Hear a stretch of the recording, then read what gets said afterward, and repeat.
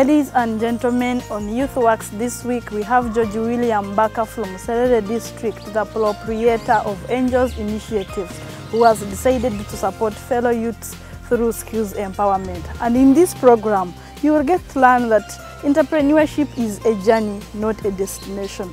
I hope you will learn. For comments, advice, you can reach us through the contacts on your screen. According to a World Bank report in 2008, Uganda recorded the world's highest youth unemployment.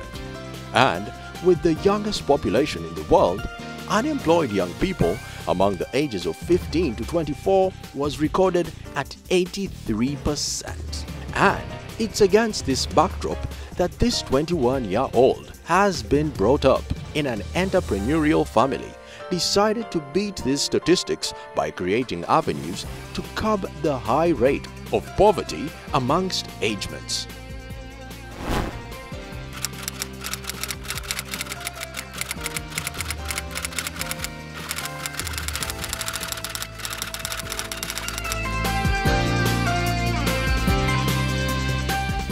But first, we need to understand what Angels Initiatives is involved in. At Angels Initiatives, we basically run 4 principal social businesses. We run Angels Ventures, which is basically a growth business accelerator, investor and incubator for highly innovative youth businesses. So we ideally invest in these companies, then give them access to strategic support, product design, financial monitoring, and now that they can grow into big scale companies. So we are closed off. We only take in a few companies, say 5 or 2, and grow them over a certain period of time. Then we run Angels Agri Fund, particularly because we want to promote food security and increase in household incomes. So we support smallholder farmers from planting to market. So we form groups of women, about 30 to 50. Then they begin a saving component among themselves. So we give them savings boxes, savings booklets. So every week they meet to save small amounts of money. And then we base on that to lend them so that they can put their farms. So the idea behind Africa Youth Investment Fund was to help youth to save and invest small amounts of money whenever they have it, and over time accumulate a certain amount of money which they can actually use to start a business or fund their education or something like that. Self-belief and the art to convince were key, because it was a challenge for the consumer to believe in what William had to offer. That was a challenge of capital when we were starting, that's very true. Credibility, I mean, looking at these young youth speaking big ideas, and what experience do you have in business to convince somebody to give me 50 million shillings to set up a launchpad, for example. But we are kind of people who believe in resourcefulness, right? That you try to ask yourself, well, I don't have the money to do X, Y, and Z, but what is within my means to do something that is close to what I want to do? And perhaps use it as a track record to prove that actually when I've done this, then perhaps I can do something bigger. With a small allowance to offer so far, William currently works with a number of fellow youths. But what keeps this team moving? They're not working on a very big allowance kind of scale. It's the passion and the belief in what we're trying to create, which to us is the most important thing. Without forgetting the cause for this initiative, William has been able not only to employ but empower other upcoming entrepreneurs. In the Angels ecosystem and how we look at supporting entrepreneurs, the first thing we did was to invest in setting up the launchpad, this small launchpad here. Ideally, it has 3 spaces. You have an innovation space for people who are thinking of ideas to start a business, a more professional office facility, and other office facilities afterwards. So ideally, if you're a youth and you have a good idea, then this is the best for you where you can come and sit and start a business on a very small amount of money, not the kind of money we need when we're starting. And then once you achieve traction, then there is a chance to participate in Angels Ventures. Basically, Angels Ventures looks for entrepreneurs, highly innovative, who have started the company, but now are looking for bigger support to scale. So it's more built in our own experience when we had some small idea, we have tried our best, now we need support for somebody to come on. With the marketing bit put into perspective, William and the team use various methods to reach out and create awareness about their initiative. Yeah, the major thing has been social media marketing. That's one, all right? For all our initiatives, there's a lot of social media marketing. Facebook, Twitter. I'm not a very big fan, but at least my staff really works in that. Two has been community engagement, right? We take a weekend off and, for example, go to Chibuk and meet local leaders and interview people in the field and talk to them and find out what the problem is, right? And once in a while, yes, we have used posters. Once in a while, we have used posters. And the other big thing has been events, right? Because once we invite youth from Makerere or from around town to come here and meet, then that's when you can have this kind of communication about what we do and encouraging them to get involved. Later, not now. Every serious entrepreneur would want to have a long-term plan for their business and witness it come to pass. Does William think in the same line? What we are looking for is, in terms of impact, is in terms of lives that we are impacting. We want to at least support a minimum of 10 million people through our group of initiatives, either in East Africa or Africa at large. So in all the specific ventures, what we are trying to do is, what's the reach? If we are talking about youth financial inclusion and we're talking about how many youth are in our fund, currently we have 200. If we reach 1 million, that's cool. We'd love that.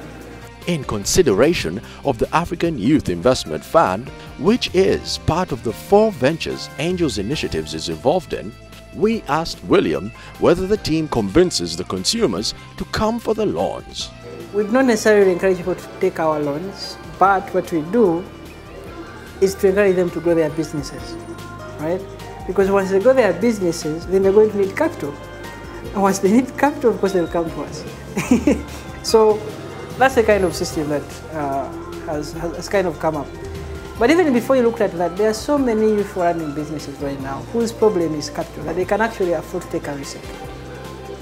In fact, there was a time last year when the kind of amount of money we had within our Angels wasn't enough to even supply or meet the demand of capital that there was. So of course there are those who are risk averse, those who are willing to take the risk, but at the end of the day, at some point you need money into your business and you have to take a loan. To boast about success in any venture, management structures have to be laid out well. William puts this into detail, plus the total income they earn annually. The team is very structured. You have a CFO who is basically in charge of accounting, of financial management tools, in terms of software, but also kind of procedures on how money is handled, coming out and stuff like that, putting controls here and there. And then part of our advisory board is a very qualified auditor or something like that, who can actually come and look at our books consistently. And let's just say on an annual rate for the last 2 years of full-fledged business, AI as Angels Initiatives, everything combined, annual turnover has been in the range of $10,000 to $20,000 range. With that much for profits at the end of the year, William doesn't deny the fact that they still have challenges to do away with in order to achieve the earlier on mentioned long-term plan. So right now we have a very big staff, about 20 people, who ideally have been working for a full year, right? And the kind of allowances or even salaries we give them are far much lower than the kind of work they do. And we can't make a mistake of paying them beyond our operating capacity. So you either lay off or you convince them to stay in. So of course, we shall be needing or looking to grow the business beyond its own level of growth, able to support the kind of affordable or acceptable level of earning from each of our people who works with us.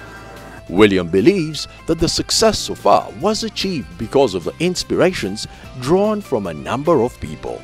Ideally, I would owe the success or relative success currently to about 5 people. Perfect. One is my dad. He was a very big inspiration to me. and even his death kind of changed the way I was thinking.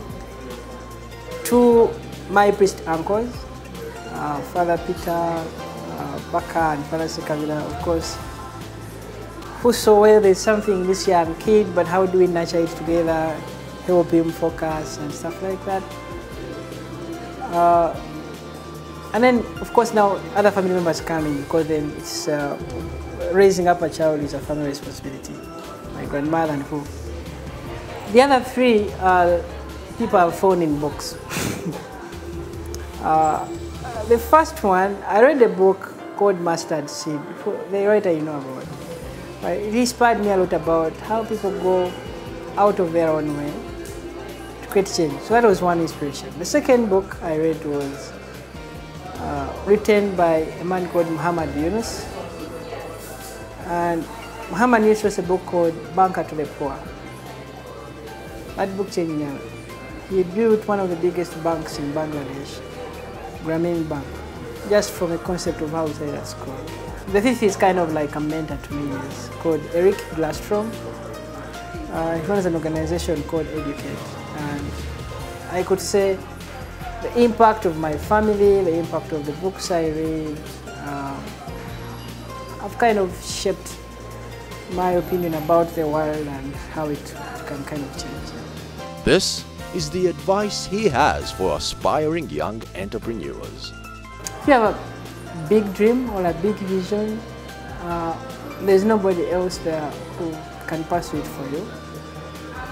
And most times you need to be able to take the risk to go against the normal and pursue it, right? So most times we may settle in our comfort zones and find rest in the status quo, right? That's what everybody expects me to do. That's what my parents expect me to do. But I think we are very dynamic guys, right?